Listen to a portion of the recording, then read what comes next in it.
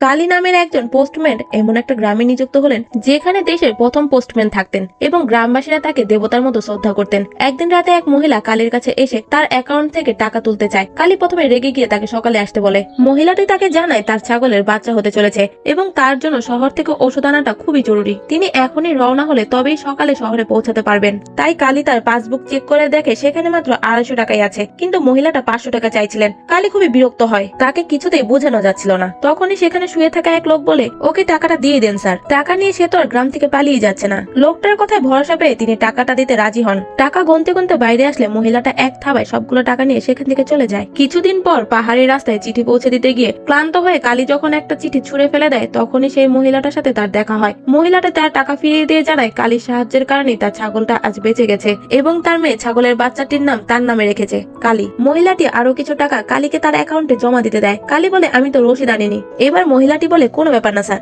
আপনি কি আমার টাকা নিয়ে পালিয়ে যাবেন নাকি? মহিলাটির এত বিশ্বাস দেখে সে খুবই ইমোশনাল হয়ে যায় এবং সে নিজের দায়িত্ব পালন করতে আরো সচেতন হয়। সে ফেলে দেওয়া চিঠিটা খুঁজতে থাকে সেটা জায়গা মতো পৌঁছে দেওয়ার জন্য।